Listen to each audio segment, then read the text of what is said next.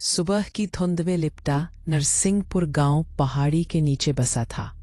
यह गांव शांत था, लेकिन लोगों की निगाहों में हमेशा एक अजीब बेचैनी रहती थी। हर पीढ़ी किसी एक नाम को फुसफुसाहट में दोहराती थी। लाल कैमरा स्टूडियो कहा जाता था। कभी ये गांव का सबसे मशहूर फोटो स्टूडियो था। हर शादी, हर जन्म, हर त्योहार वहीं की तस्वीरों में बसता था गांव का इतिहास। पर एक दिन अचानक सब खत्म हो गया। मालिक हरीश बाबू को उनके स्टूडियो में जला हुआ पाया गया और कैमरा गायब था। उसके बाद से वहां कोई नहीं गया, क्योंकि जो भी वहां कदम रखता उसके साथ कुछ न कुछ अजीब होता। शहर की एक युवा फोटोग्राफर अनाया डॉक्यूमेंट्री बना रही थी। गांवों की पुरानी यादें। वो पुरानी जगहों की तस्वीरें लेती, लोगों की कहानियां रिकॉर्ड करती। जब उसने लाल कैमरा स्टूडियो का नाम सुना तो उसके भीतर कुछ खिंचाव सा महसूस हुआ। उसे रहस्य पसंद था, और जहां लोग डरते थे वहीं उसका कैमरा ज्यादा सच्चाई पकड़ता था। गांव वालों ने उसे चेताया, बेटी वहां मत जाना, उस कैमरे ने कई जानें ली हैं। पर अनाया ने हंसते हुए कहा कि यह सब अंधविश्वास है। शाम ढलने लगी थी जब अनाया ने उस जर्जर स्टूडियो का ताला तोड़ा। दरवाजा चरमराया, और जैसे ही उसने कदम रखा, अंदर की हवा एकदम ठंडी हो गई। कमरा धूल से भरा था, पर वहां एक अजीब सी ताजगी थी, जैसे किसी ने अभी अभी दिया जलाया हो। दीवारों पर पुरानी तस्वीरें टंगी थीं, शादी के जोड़े, बच्चों की मुस्कानें, परिवारों की झलक। लेकिन हर तस्वीर में कुछ अजीब था। कुछ चेहरों पर धुंधले धब्बे, कुछ पर आंखें मिट चुकी थी। काउंटर के पीछे एक पुराना रेड बॉडी कैमरा रखा था। लाल कैमरा, वही जिसके बारे में सब कहते थे कि ये आत्माएं पकड़ता है। अनाया ने धीरे से कैमरे को उठाया। उसने उसका लेंस साफ किया और शटर दबाया। क्लिक। कमरे में हल्की गूंज हुई और हवा थम गई।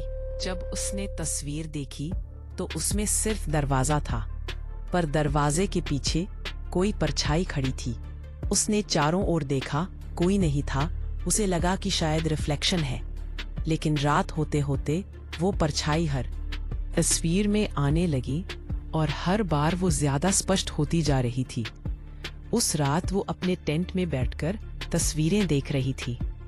पहली तस्वीर सामान्य थी, दूसरी में वही आकृति पास थी, तीसरी में वो बिल्कुल उसके पीछे खड़ी थी, और आखिरी तस्वीर में वो आकृति उसके कंधे पर हाथ रख के मुस्कुरा रही थी। बाहर हवा तेज चली। कहीं से घंटी बजने की आवाज आई। कैमरा अपने आप चालू हुआ और खुद ब खुद क्लिक करने लगा। हर क्लिक के साथ कमरे का तापमान गिरता गया। अनाया ने कैमरा उठाकर बैग में फेंका और बाहर भागी। पर बाहर जो देखा, उससे उसके पैरों तले जमीन खिसक गई। पूरा गांव जैसे नींद में जड़ था। कुत्ते नहीं भौंक रहे थे, पेड़ हिल नहीं रहे थे, बस दूर से वही क्लिक क्लिक एक की आवाज आ रही थी। सुबह गांव के लोग खेतों की तरफ जा रहे थे जब उन्होंने अनाया का टेंट देखा। अंदर उसका लैपटॉप खुला था।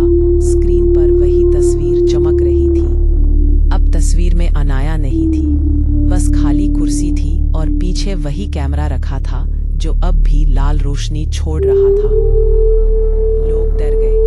कई साल तक उस जगह के पास कोई नहीं गया। एक बूढ़ा आदमी जो हरीश बाबू को जानता था, उसने कहा, हरीश बाबू बुरे इंसान नहीं थे।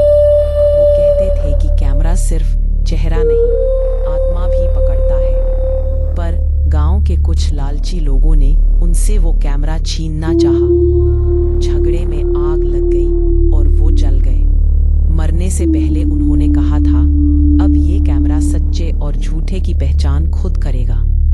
लोगों को बाद में एहसास हुआ कि अनाया का इरादा भी उस कैमरे को अपने लिए ले जाने का था। वो डॉक्यूमेंट्री के बहाने उसे बेचने आई थी।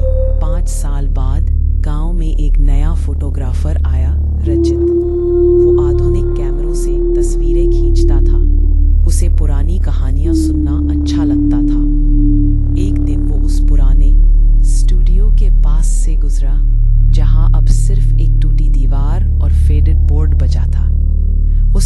दीवार पर लगी धूल हटाई।